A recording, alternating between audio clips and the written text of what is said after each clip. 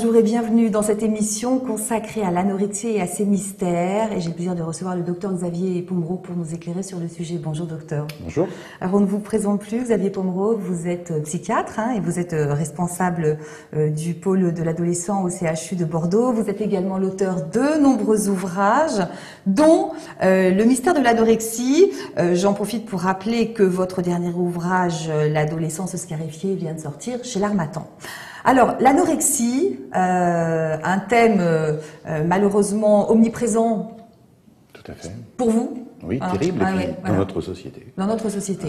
Rappelons d'emblée que maladie des pays riches quand même, puisqu'on ne voit pas, évidemment, comme vous vous en doutez, d'anorexie ou de boulimie en Afrique noire, dans les pays pauvres. C'est une forme de trouble qu'on observe dans les pays riches. Alors docteur, vous allez confirmer les chiffres que j'ai. Un ado sur 10 souffre de troubles alimentaires. 2% des jeunes filles sont touchées par l'anorexie. Est-ce que c'est exact ou pas? Oui, alors c'est toujours pareil, on n'est jamais bien sûr des chiffres, hein. On ne sait pas si on estime en plus ou en moins. Disons que oui, 1 à 2% de jeunes filles souffrent d'anorexie très grave. Donc pour que nos collègues aient un peu une idée, ça veut dire que dans un établissement scolaire standard, genre collège, il y a au moins 5 à 10 jeunes filles qui souffrent de troubles graves du comportement alimentaire. Par collège. Par collège. Bon, voilà, donc on sait que c'est un mal qui ronge le corps et l'esprit. Vous avez dit, vous avez parlé de perturbation des relations nourricières entre la mère et l'enfant, entre la naissance et 3 ans, c'est ça? Oui, mais alors voilà, il faut qu'on fasse attention parce qu'on pourrait croire que ça accuse les mères en quelque sorte, encore ces pauvres mères, d'être toujours responsables de tout.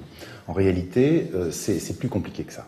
Si vous voulez, pour qu'on comprenne un peu rapidement, il faut savoir que effectivement, c'est quand même la maman qui porte dans son ventre et c'est quand même la maman qui nourrit en premier le petit enfant, même quand les papas sont là et se sentent tout à fait concernés.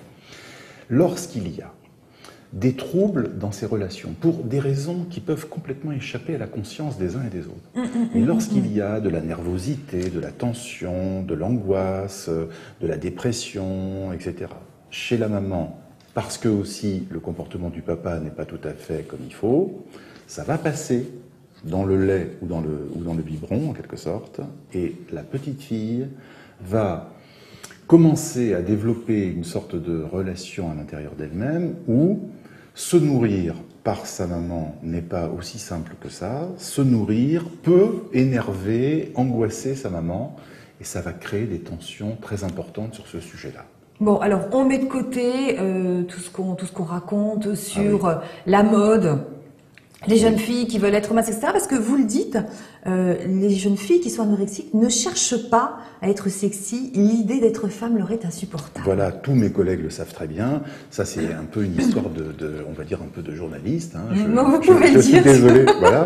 Mais c'est vrai c'est vrai que les jeunes mannequins qui sont anorexiques ont d'abord été anorexiques, et c'est parce qu'elles sont anorexiques qu'elles se sont tournées vers les podiums. Et non pas les podiums créent l'anorexie. L'anorexie mentale, comme on le dit, évidemment, c'est un trouble psychologique, personnel, et ça ne s'attrape pas par l'image, par des choses comme ça. C'est quelque chose qui est compliqué. Alors là, je voudrais vous préciser une chose pour qu'on comprenne bien qu'on n'attaque pas spécialement les parents. Mais il faut savoir que en gros, on est tous mus par 3 grandes composantes. On a le corps, qui a ses exigences et ses contraintes et ses appétits, le cœur, la vie affective, et la tête, c'est-à-dire le raisonnement, la pensée raisonnée. Nous, les uns et les autres, quand on va à peu près bien, on arrive à articuler ces 3 champs à peu près convenablement. La jeune fille anorexique, elle décrète que son cœur est trop compliqué à vivre, sa vie affective est trop compliquée, donc elle veut s'en débarrasser. Pour s'en débarrasser, elle décide d'assécher son corps, et donc c'est sa tête qui prend le contrôle de tout. C'est d'ailleurs pour ça qu'on ne peut pas être anorexique et idiote. Ce sont toutes des jeunes filles très brillantes, très intelligentes. Tous mes collègues le savent très bien, elles réussissent très bien en classe, parfois ce sont même les premières de la classe. Donc ce sont des filles très brillantes, mais qui n'existent que par la tête. Bon, et alors par rapport à ce qu'on disait tout à l'heure, vos confrères sont démunis parce que bon, effectivement, j'ai déjà eu l'occasion de traiter le sujet l'année dernière avec une de vos consoeurs. On a eu des réactions et je voudrais vous les soumettre pour que vous puissiez éclairer vos confrères. Concernant l'anorexie, ils nous disent voilà, sujet difficile, maladie compliquée. Le pédiatre généraliste et le médecin traitant sont parfois désemparés. Oui, voilà. Parce qu'il va falloir travailler sur ces 3 secteurs, en quelque sorte, de la vie. C'est-à-dire qu'il va falloir que le corps soit renutri, parce que si le corps reste asséché, on voit mal comment la jeune fille peut aller mieux. Donc il faut renourrir convenablement le corps, c'est déjà en quelque sorte un travail très important. Il va falloir ralentir un petit peu ce raisonnement incessant, obsédant, qui fait que la jeune fille ne pense qu'à perdre des calories, garder la ligne, etc. Il va falloir donc un peu la calmer sur le plan des raisonnements, et il va falloir l'ouvrir au niveau de la vie affective, au niveau des relations avec les autres. Et ça va demander beaucoup de travail, beaucoup de relations, d'entretien avec elle, avec ses parents. Souvent, il va falloir se mettre à plusieurs. L'idéal, à mon avis, c'est un collègue généraliste, un collègue psychologue ou psychiatre, et un nutritionniste. Ça, c'est une petite équipe qui peut gagner. Si on se retrouve tout seul, médecin généraliste, par exemple, tout seul, à la campagne, à affronter la jeune fille anorexique, ses parents qui sont très malheureux, etc., trop seul égale trop peu de chances de pouvoir la sortir de l'ornière. Autre question, docteur, d'un de vos confrères.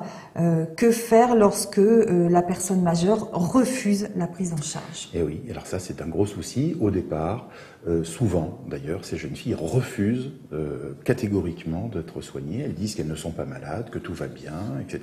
Et donc là, il va falloir à un moment donné que le médecin soit extrêmement ferme et déclare que c'est pas possible. Il ne peut pas être complice d'une jeune fille qui est en train de se dénutrir au point de mettre sa vie en danger.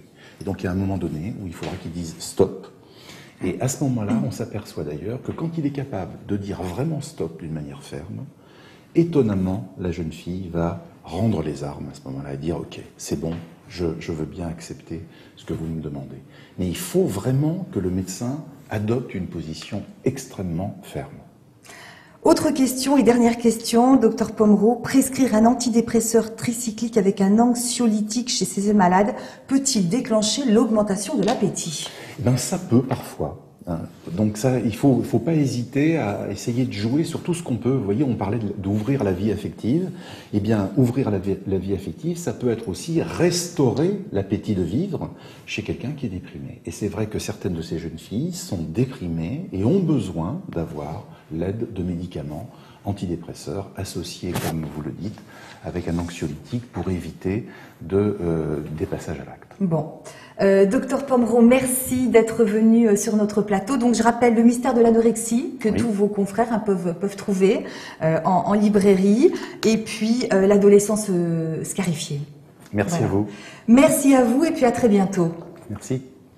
Et bien voilà, c'est tout pour aujourd'hui. J'aurai le plaisir de vous retrouver la semaine prochaine. À très bientôt.